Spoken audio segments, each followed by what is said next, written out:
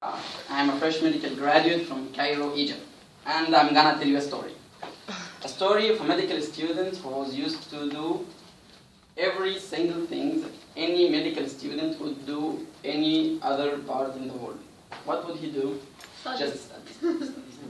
Studying all the time. I was actually a nerd, knowing nothing that happens outside the walls of my school and knowing nothing but my books. But then one single event happened. It shook my world. I brought it upside down. It was the Egyptian Revolution 2011.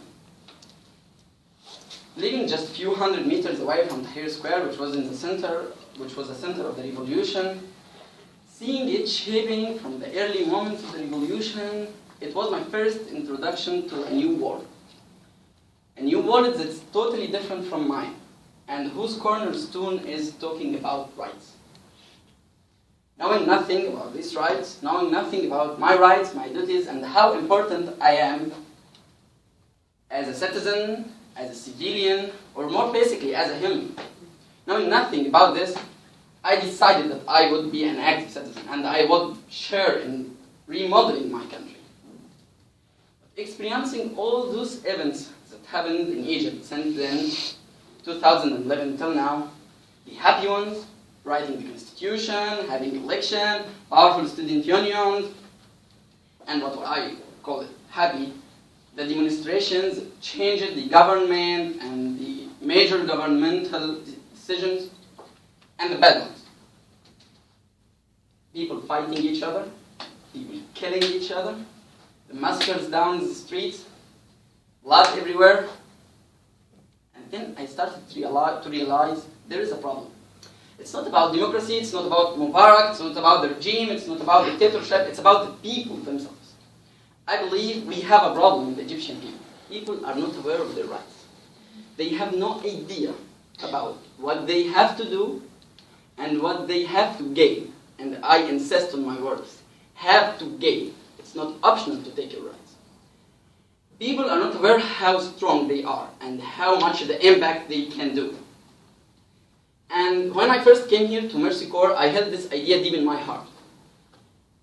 Working with Danny, with Caressa, and the other persons of the team, they thinking, developing, and organizing our projects, I decided that my project will be about this political awareness, this big issue. So I started to build an organization aiming at training people about democratic procedures, about democratic practices in their lives, in their families, and giving them political awareness.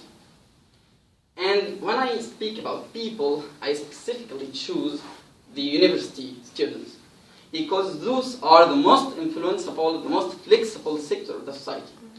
And those are parents of tomorrow, teachers of tomorrow, and even leaders of tomorrow.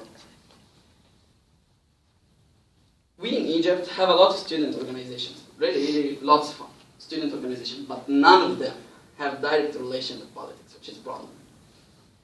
But they already attract the most active students of the society to work with them. So I believe in partner with this organization in training them about democratic procedures so they start apply democracy in their practice in their organization themselves and start awareing people in their families, people in their neighborhoods, their friends, and even the larger society about the idea of democracy, the idea of political rights.